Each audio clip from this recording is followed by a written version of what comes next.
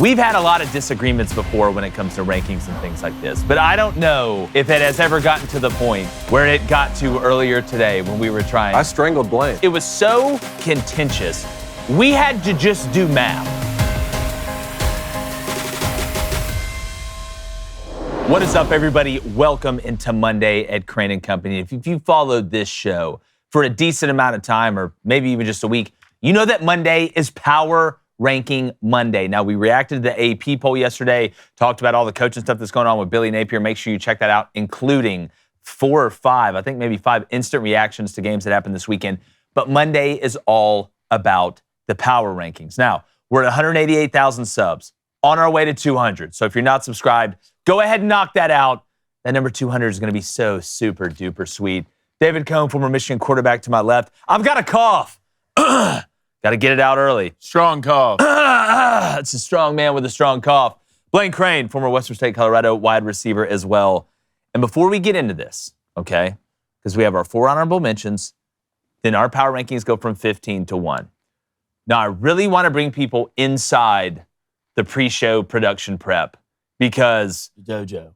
we've had a lot of disagreements before when it comes to rankings and things like this, but I don't know if it has ever gotten to the point where it got to earlier today when we were trying. I strangled Blaine. To figure it out. Yeah, Cone tried to kill Blaine. I died and came back to life. Actually. Yeah, Wow. It's amazing he's the here. omen fulfilled. And somewhat unfortunate, but we'll get to that later. So I want to let everybody know how we had to do this. It was so different and contentious. We had to just do math. And it was Cone's idea. Now which you is know. Never, Now you know it's wrong. Thanks, nerd. never a great idea with us doing math. You hear or that, high science. school teachers? Yeah. Look at me now. Yeah, you remember they just called us Cone's dummies for answer playing was with race math. cars? What a loser. But Cone, tell the people how we did it. The formula, All right. David Cone's power ranking formulaic equation. It's very complicated, so try and keep up here. Yeah. We each placed our top 15, and then we added those numbers together where the teams were Addition. placed, and then put them in order. And we divided by 3. Addition Can they keep divided up by with that? three. Yes. So, like, for example, let's say you had Alabama, Cone had it at 4, I had Alabama at 6, Blaine had him at 6. We did 4 plus 6 plus 6 and divided it by 3. Now, we did that with all the teams, and it ended up spitting out the team with the lowest points is a good thing, was ranked the highest in that order. I'm going to tell you right now, some of this I disagree with, but it's a team No one's happy. All right, No nobody. one's happy. Nobody. No, what Blaine did to Ole Miss. Don't worry, we're gonna get. If you're an Ole Miss fan, please find this man on social media. Berate him. Right. An honest reason. Degradate And me too. him. An honest reason. Degrade I don't him. believe. I had to think on my feet, and I had to do it quick. Well, that's scary to think about. All right, so I want to start with the honorable mentions first. Okay. All right, we got Louisville. Big win over Miami. You can make an argument they should be in the top 15. I get it. You look at the rest of that schedule. We talked about it in the recap. In the AP poll breakdown, you could look up and see Louisville in the ACC championship game very, very easily. We have Tennessee in honorable mention. Now, again, you have 2 losses, all right? When you look at them, it's Georgia and it's Bama. That ain't terrible, especially when you see where we have Georgia and Bama, but that's going to make sense as we get further down the road. Cincinnati, it's about time. Just keep on Got trucking. to start talking about them. Hanging around. Satterfield and the boys. Hanging on the corner. And then South Florida, right? I know Miami obviously lost to Louisville, but that still looks like a really good loss. South Florida, they play what, Memphis? They'll get Memphis this weekend. week? So we really get to find out. Yeah, and one of those teams is going to pick up their second And if I'm loss. South Florida, I'm kind of pissed that Memphis lost to UAB. Yeah, true. But it does, because you would have the head-to-head if you beat them no matter what. Sure. But it would look If better. if Memphis picks up their second loss, they'll be out of the way anyway. But we're kind of already messed up because you got to keep having UVA in here somewhere. Yeah. Because Louisville's lone loss is to Virginia, Head-to-head. and they only have 1 loss, so Yeah. they would technically have the head-to-head over Louisville. And that's why we also have Louisville in the honorable mention. You can argue about the order that we have. We typically have 4, but we have 5. So it's Louisville, Tennessee, Cincinnati, USF, and Virginia. You can make an argument about Virginia in that order, but a lot of things are going to happen as we come down the stretch here. All right, let's start with 15, and it's Notre Dame. Notre Dame. Which I believe, doesn't Notre Dame play Virginia?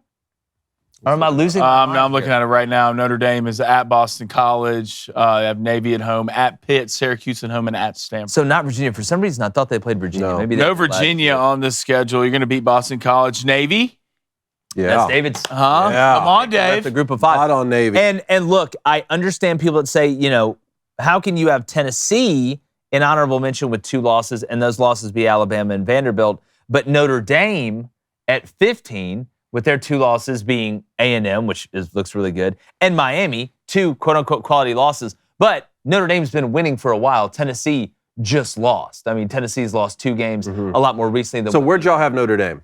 I had Notre Dame. Let me look back. Because I didn't have. I had him Notre at 14. Dame. You had him at 14. So you did have him in your top 15. I did have him on top. I had Notre Dame at 10. Wow. Okay. So I didn't. I had him in honorable mention, and I didn't even have Tennessee in honorable mention.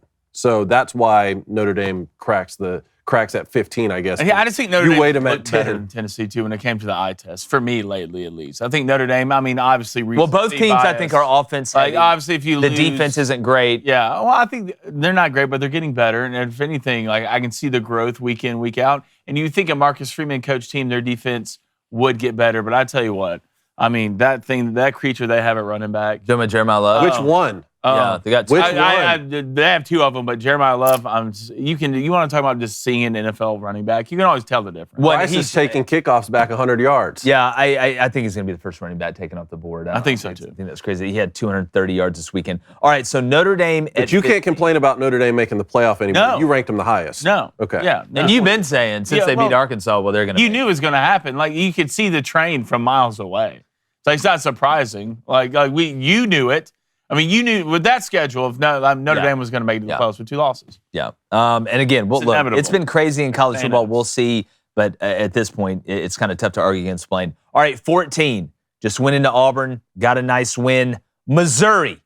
Now they're going to come up and play Vandy in Nashville. Here, it's College Game Day is coming to Nashville. I can't believe that for a Vandy game. Second time Game Day has been involved in a game featuring Vanderbilt. Remember, they were in Tuscaloosa for the Vandy game. We have Missouri at 14. And the reason they're not higher is because, yes, their one loss is to Bama.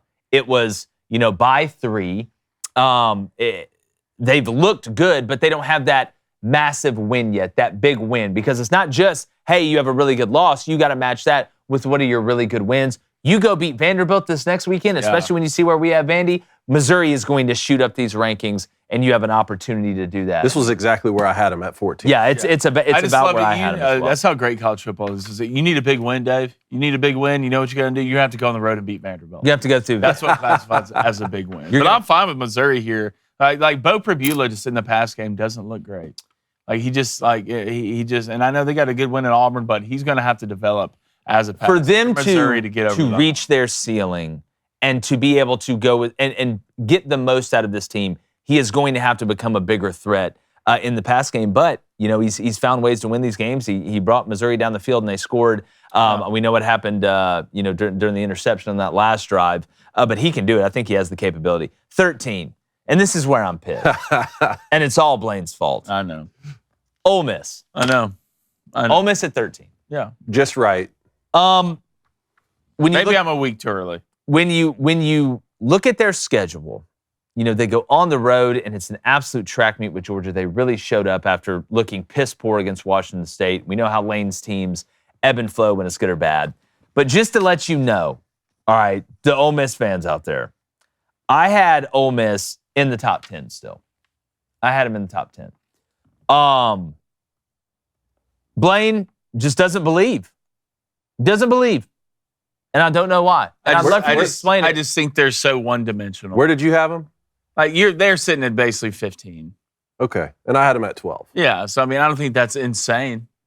Oklahoma on the road this week. No, they're going to be able to. All I'm saying is if they beat Oklahoma on the road this week, and we're going to have a preview. It's just I worry about that defense. I just feel like it's going to turn into one. And of I those get things that, with Ole Miss, but I worry about Georgia's defense. Score, but I've seen Georgia win. In a low-scoring game. I've seen. Yeah, against Auburn. I've seen Georgia. Okay, still, but I saw Georgia find a way to win that game. I guess Ole Miss found a way to beat Washington State by 3, which was low-scoring, which you can be excited about. But right now the best win you have is LSU.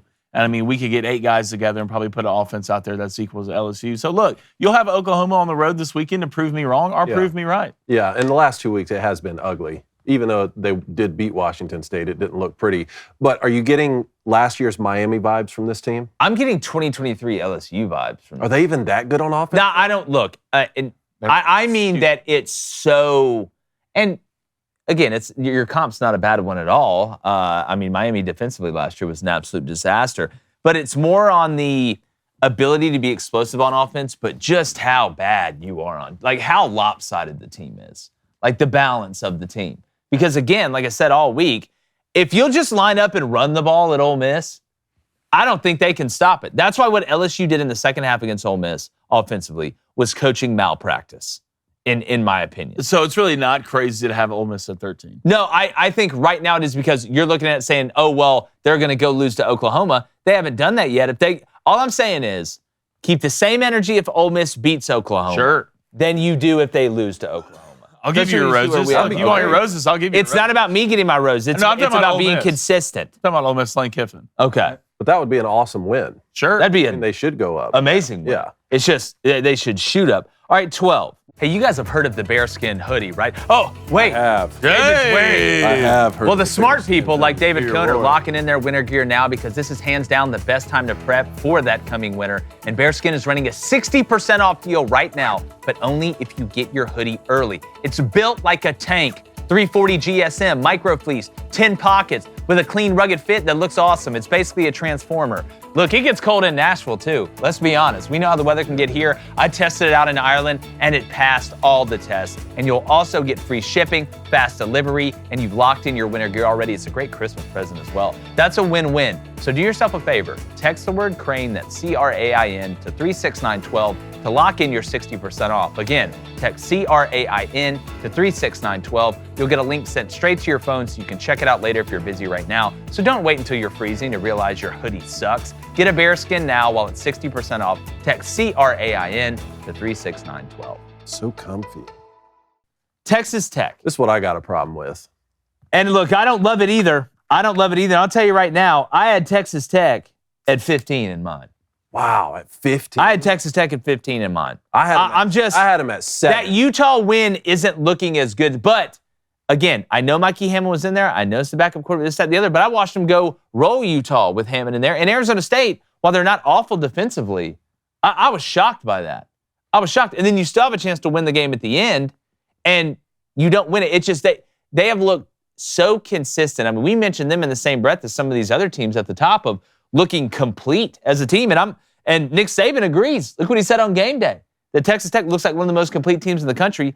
Then you go out there and you totally lay an egg. And I want to give Sam Levitt and Dillingham and all them credit. But I was as disappointed in Texas Tech as I was of any team out there this weekend because of the way they looked on the offensive side of the ball with Hammond having that experience of going to Utah and winning that game. Well, look, I had him at 7. I think you could still make a case that they deserve to be the highest ranked one-loss team or possibly behind Alabama because Alabama has looked so good. But with the reasoning being they're the only team, and y'all correct me if I'm wrong, that's lost a game because their starting quarterback was out. I mean, John Mateer did end up playing in Red River for Oklahoma. Ty Simpson did play for Alabama when they lost to Florida State. Will Hammond does some great things, and we saw him come in relief and win that game against Utah in the second half. But there's a reason Baron Morton's the starting quarterback. He's one of the better quarterbacks in the country. Now, if you want to make the case that he's been injured several times, and that's just what Texas Tech is going to be, and we need to rank them according without their starting quarterback moving forward, then that's fair. But it doesn't sound like he's going to miss the rest of the season. No, I just, if you hadn't shown me what you showed me against Utah with Hammond, then I'd 100% agree with you. But I watched you play good with him. Against a Utah team that, I mean, yeah, I know they just lost again to BYU, and we're going to talk about BYU in a second. But you showed me you know what to do when he's out there, and you can ball when he's out there. And, like, you have experience with him out there. So that, I think I'm not saying you're wrong, David, but that's why I was so disappointed. It's because I've seen the way that they can play even with their backup quarterback, and you go lay an egg against, Sam Levitt and them, which, Sam still looks beat up to me. Yeah, I mean, I think I had Texas Tech at 11. It's somewhere in there. I got to update what ESPN's talking about. I do think, like, not having your starting quarterback should weigh the same, like, the way these other schools and these big brands. Because if Oklahoma was next to that and happened with Texas Tech, and you went out there and lost John Mateer, there'd be a lot of people out here saying, well, they didn't have John Mateer. I think Baron Morton, obviously, if you watch his team, I understand Will Hammond's had experience, but he's the guy. at Texas Tech. And I think if he was in there, that score would have been a lot different. Well, then why is Ole Miss at 13? And they've been playing with a backup quarterback for 7 weeks. Well, because I think Ole Miss's defense is atrocious. If your quarterback cracks the top 5 in Heisman voting, you're the starter now, right? Yeah, but you were. I mean, again, I'm just following the bouncing balls. True. That's fair enough. All right, let's go to 11 and Oklahoma. Really, I was impressed with defensively. On handling business. Like, again, and bouncing back, Venables said after the game in the postgame presser, I know South Carolina on offense, they've made changes and they have these problems. We tried to warn you about it before the season. But he talked about just being able to take the coaching, understanding what the standard is defensively. He was just talking defensively. And he said that tape was really tough to watch. The second half against Texas, and they really, really responded well. If you watch that game, and I watched pretty much every snap of that, it was in the 4 box, they're flying their ass around on defense. Their ass around on defense. Played with a ton of effort. Don't think they, offensively, they were smooth with what they were doing. Looked obviously more explosive. That happens when you're not playing the Texas defense. But I think John Mateer, again, I know it hasn't been as sexy as before he went out with the injury. I know the schedule's brutal, but you got a big win at home against Ole Miss this weekend where you can really keep solidifying yourself as one of the top teams. And I think Oklahoma can turn into one of the most dangerous teams in college football if they figure out the run game. Well, it's the offensive line, man. It's the offensive line. If you watch that South Carolina game, it's starting to look like they're figuring it out a little bit. Blaylock's a dude. You want to talk about getting 10 yards quick? Kind of remind me of Jameer Gibbs. Yeah, but Blaylock's a going. dude. They find that run game. It's only going to help out John Mateer and the Brent Venables coach defense. You're going to be in every single game. That's an elite side of the football in college football today. I'm just telling you, Oklahoma, I'm fine with them right where they are at 11. But I just feel like if they can figure out that run game, then you're talking about winning national championship. Yeah. All right, go ahead, Dave. Well, I was just going to say, they got an uphill battle here with Ole Miss, Tennessee, Alabama, Missouri, and LSU left, right? But Blaylock had a heck of a game. It was good to see them. He had over 100 yards on the ground. It was good to see them crack through on that front there. Yeah, that schedule. Look, 10-2. If you're 10-2, there's no way you're we're talking seeding. Yeah. You need to be hosting a game. Yeah. If you're Oklahoma 10-2, 9-3. Now it gets a little bit interesting when we talk about can a 9-3 team make it. All right, this team, we said if they proved it against Utah, because we know the schedule hasn't been great, we're going to start showing them love. And they won 24-21. BYU at 10. Too high. BYU at 10. Low. They should be well, let me phrase it like this. Better. Let me phrase it like this. I got them at 5. Okay, and they're 10 right now. BYU at 5. Bear Bachmeier. That's all you need to know. I had him at 12. True freshman. Imagine your starting quarterback from last year, Jake Retzloff, can't play at your school anymore for ethical conduct. However you feel about that, whatever. True freshman Bear Bachmeier coming in, leading this team to an undefeated season so far. I love this BYU team. No, it's turning into one of the best stories in college football. And again, last week, we highlighted the back half of that BYU schedule and how we're going to get to really find out. They passed the first test. Now we start showing you love. And Blaine, to your credit, you've been kind of gassing up BYU a little bit. Look, I picked BYU to beat Utah. Shout out Joseph Smith and the boys. I always get somewhat trusted. But, at the end of the day, you look at that schedule, we're really going to find out about BYU. At Iowa State, at Texas Tech, TCU at home, who's not a slouch, at Cincinnati, who is now ranked, and UCF. Yeah. At the end of the season. It's just sometimes you go down the stretch and look at college football. Like right now, the Big 12 and the ACC, just from a conference standpoint, it's fantastic. Yeah, it is. It's fantastic. I'll tell you what else is fantastic. We got to give a shout out to the Color Rush uniform matchup. Oh, that was beautiful. The blues for BYU, the reds for Utah. Why aren't more programs doing this? No, it looked really good. It looked really, really good. All right, speaking of looking really good, it may not be the most beautiful painting in the Louvre, but, buddy, it's hanging in there where everybody can see it. Georgia Tech at 9. Really good win this week. Undefeated. Yeah, the way they scored that first touchdown, we talked about a little bit on the recap, the scoop and score. They just find a way to win. What did you say? They're like cockroaches. You just can't kill these guys. Can't kill them. You can nuke the planet, and Brent Key and Haynes King would just show up, walking out of somewhere, and just be walking around. You can't kill them. Well, and we've watched, Haynes and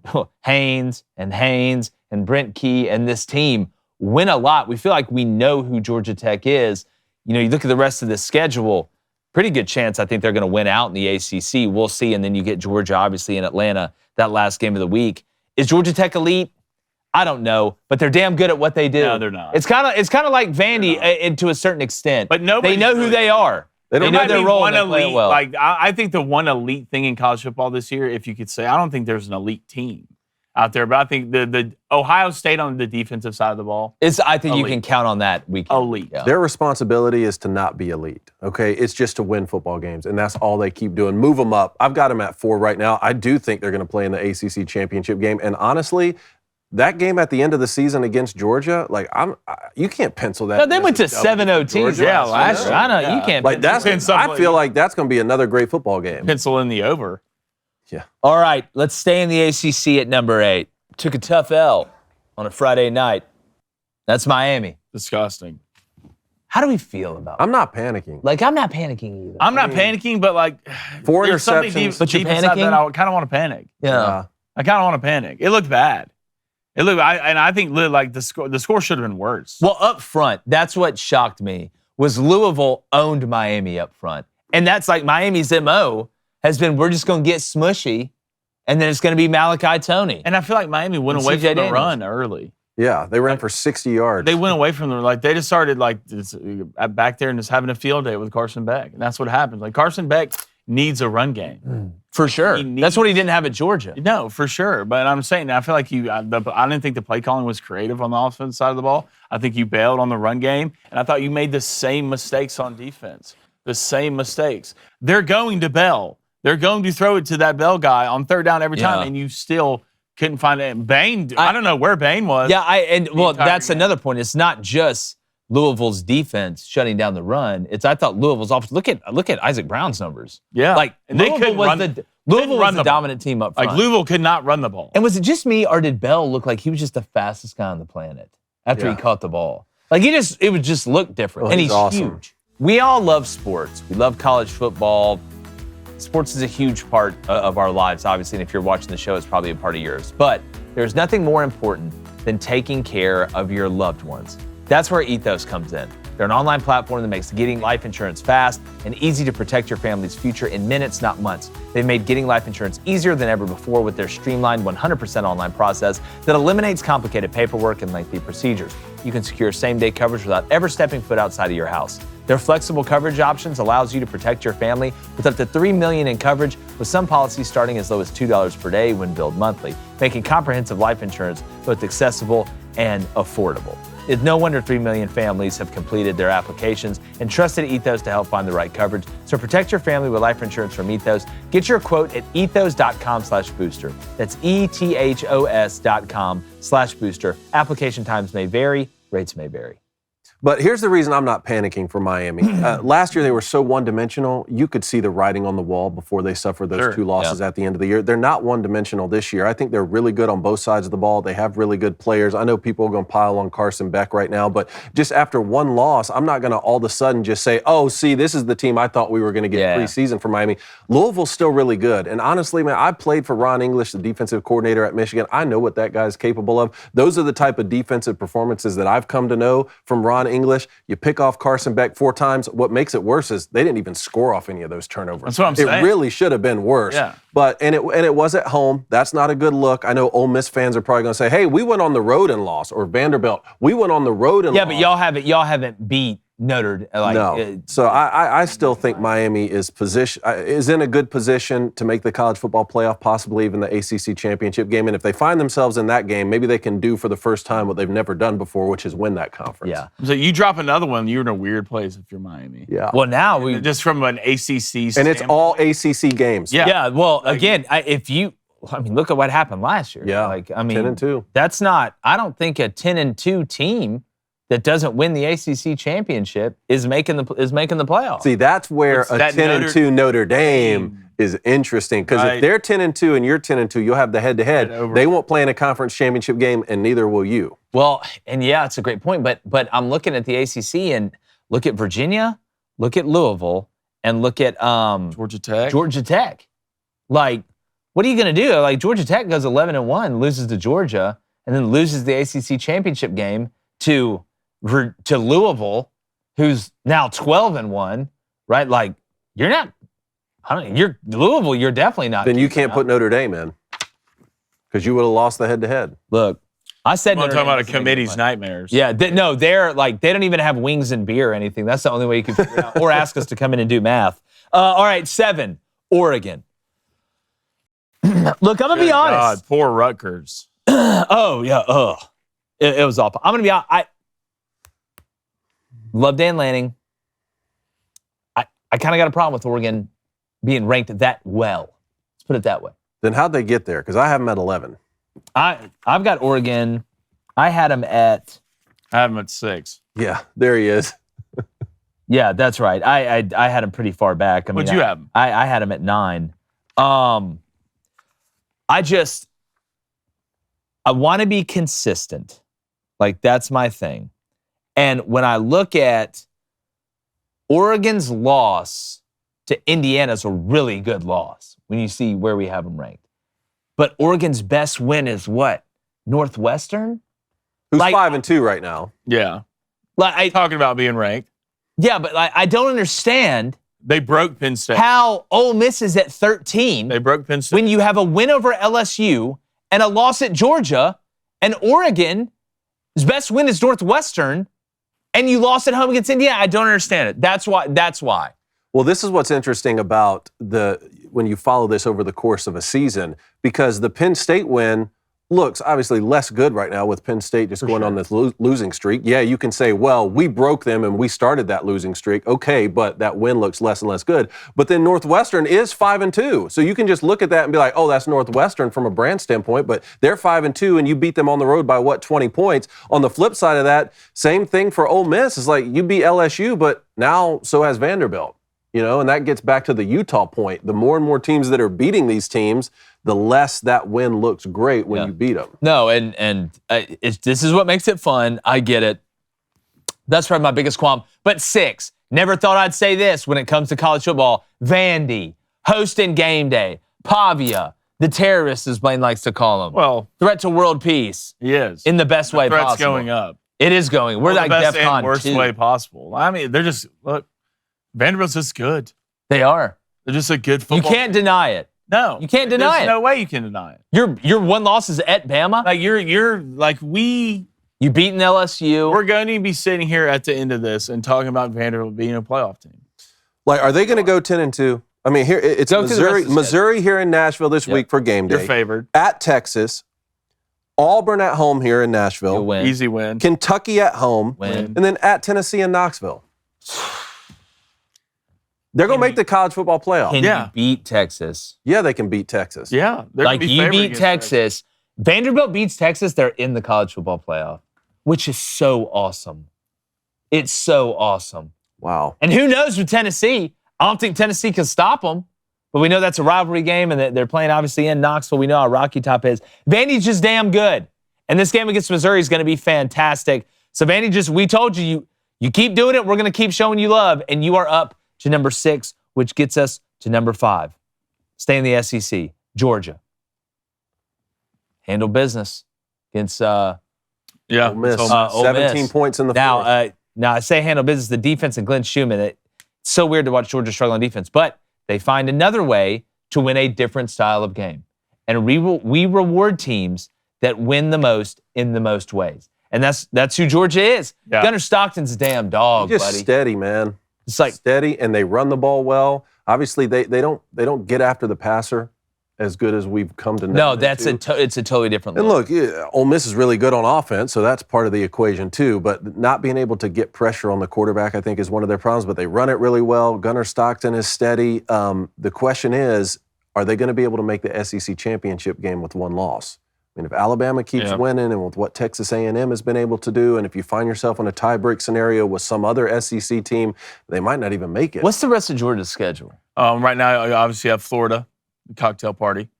You're at Mississippi State, Texas at home, Charlotte at home, obviously Georgia Tech. So they don't play A&M. Does No. Bama play A&M? So their last 2 games of the year are not conference games because they'll Nope. get Charlotte and Georgia Charlotte and Tech. Georgia So Tech. they'll already know their SEC fate by, was that week 12, I guess. Mhm. Week 10 Alabama for does them. not play them. So, I mean, God, we're just racing toward a Bama A&M SEC championship game, because if you're Georgia, you're a game and a half back of Alabama because you lost that one, And the tiebreaker. And the tiebreaker, which is the 0.5 on that. But then also with A&M, you don't play each other, and A&M wins out, they're not going to have a loss, so there is no tie scenario because Georgia would have one loss. Yeah, I mean that's what we're running to, and I mean that brings us to 4 in Alabama. Ho hum, can make an argument they're the best team in the country right now. You can make a pretty solid argument. We don't have much because again, we're not going to punish people for doing what they're supposed to do when they've done it all year. That loss to Florida State does keep looking worse and worse, but damn, Bama's stacking wins, man. They're stacking wins. And I mean, Vandy plays Missouri. You know, you already beat both of those teams. One of them's going to keep moving up, so it's not like that hurts you. The Georgia win keeps looking better and better. You beat Tennessee, who we know is a quality ball club. I mean, Ty Simpson's leading the Heisman odds right now. Yeah. Bama, I mean, again, not the best Bama team we've ever seen, but you don't need to be the best Bama team we've ever seen this year in college football. No. And Ty's rocking and rolling. Man, that kid looks like he's going to win the Heisman Trophy, doesn't he? I mean, he just looks great. The accuracy, ball placement, the poise, the arm strength, the way they're running the RPO. What's fascinating to me with Alabama on offense is the time of possession. And they're not really even running it that well. When Vanderbilt beats you in time of possession, it makes sense. Or Army or Michigan. When they beat you in time of possession, it makes sense. And you can overcome that by having explosive offensive plays or creating turnovers. Alabama's having 11, 12, 13 play drives, keeping the ball for 7 and 8 minutes at a time. Really not even running it down your throat. But Ty Simpson's not missing throws. Yeah. You feel like they're going to keep rolling. They go to South Carolina. And the way their defense has been playing, like really, starting to fit the run. Yeah, like better. They're starting to like Bray Hubbard. You want to talk about an exciting white, one of the best defenders in the country. And the way they played, only 20 points against Tennessee. And Tennessee, it's the same Tennessee team that went and dropped 41 against Georgia. They had and a defensive touchdown. Yeah, with it. So really, you gave up 13. Like you netted giving up 13. Like the way Ty Simpson's playing is not only a great thing. I thought there was Ryan Williams. Ryan Williams started to look like Ryan again. Yeah, I mean, you're growing week in and week out with that defense. It's not only one guy. It feels like a unit. It's not just LT Overton out there making plays. It's this guy. It's that guy. And once you start seeing that out of an Alabama team, like that's the thing with Alabama. And they're clutching up. Yeah, it's always like Alabama's at their most dangerous when it's quiet. Who do we trust? What is there a quarterback in college football right now you trust more to lead a game-winning 2-minute drive than Ty Simpson? No. I don't. Not after the 4 interception performance by Carter. And I don't know if it's fair for Julian saying. I mean, they really have never been in that situation. Yeah, no. I watched him barely incomplete a pass against Wisconsin. No, he's nice, but we haven't really seen him in that. Even against Texas, you know, they had the lead for most of that game, if not all of it. All right, Texas A&M at 3. And I can understand the argument for having Texas A&M ahead of Indiana, who we have at 2. Then we obviously know Ohio State is number 1. It's pretty much everybody's top 3. A&M survives Arkansas, and some people are like, oh, well, you know, A&M, they barely beat Arkansas, this, that, and the other. Arkansas is pretty damn good on offense. Yeah, they're pretty damn good. Taylor Green's playing, you talk about making a jump in 2 years. You put Taylor Green and Bobby Petrino in the same room, it's going to be tough to stop. A giraffe and a scientist? Yeah, it's going to be tough. It's basically a Toys R Us commercial. It really is. I do, it does. It's kind of somewhat sad to see because I thought this A&M defense were taking strides somewhat. They were getting better. I mean, you gave up 40 against Notre Dame. You did give up 42 against Arkansas, but you found a way to win. So I'm fine with them at 3. I mean, right now, if you ask me, who would you take money line, A&M versus Alabama, I'm picking Alabama. If you ask me who I'm taking money line, A&M versus Georgia, I'm taking Georgia. See, so let me ask you that, though. See, because that's the part. A&M looks like Georgia to me. That's who they look like to me. Yeah. Like offensively, even more explosive on offense. You have the ability to be really explosive. You can run it, you can throw it, you can be unpredictable. You got a mobile quarterback. So does Georgia. Defensively, sometimes it's looked pretty good, but other times it's looked really bad. But you won. Let's not forget, Georgia beat Tennessee 44-41.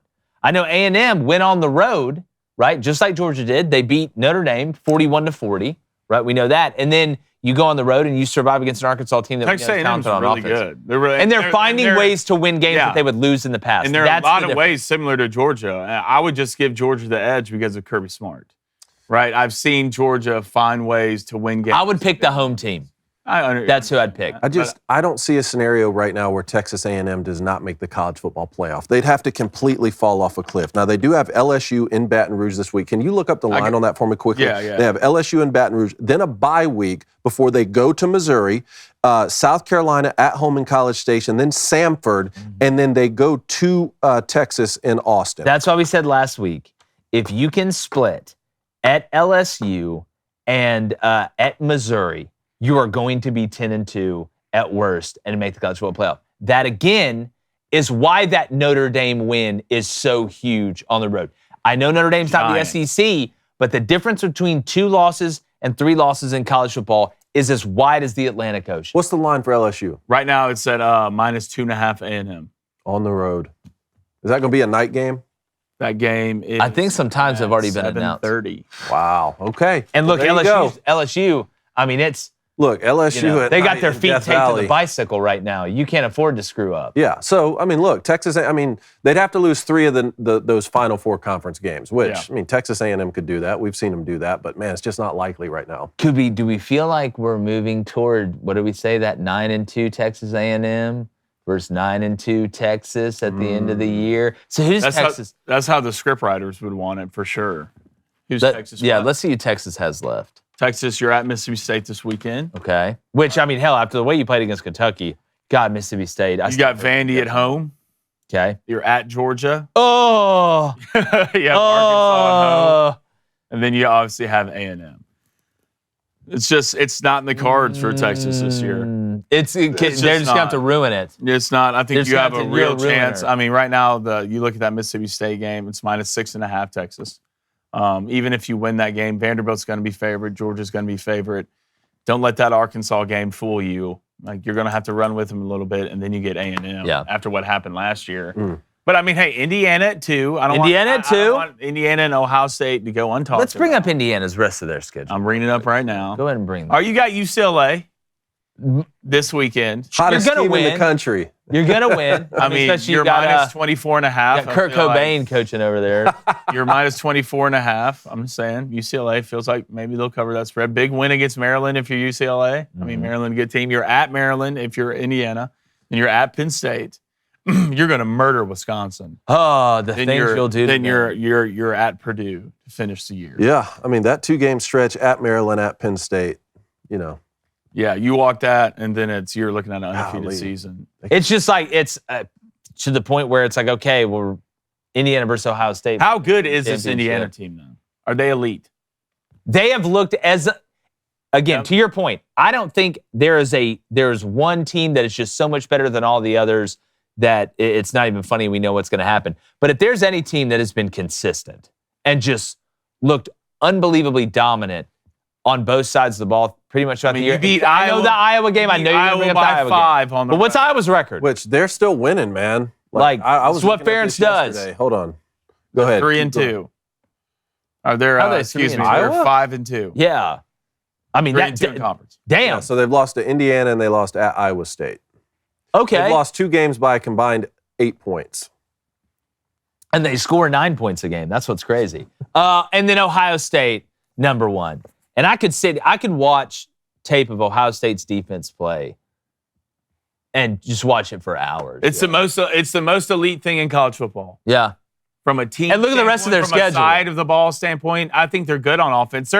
They have a chance to be elite on offense. I mean, you have weapons everywhere, but that defense is elite. Yeah. Look at their schedule for the rest of the standard. way, too. And this is after Jim Knowles left to go to Penn State. What a terrible This is decision. after sending how many players to the NFL? 14 players last year to the NFL? What a terrible decision. Yeah. Matt Patricia's in here cooking. And you missed the parade. He's cooking. I mean, the most points you've given up was 16 in Illinois, and I'm pretty sure that was a late touchdown because nobody cared, right? And then, Wisconsin, I mean, you had your 2s in at the start of the fourth quarter.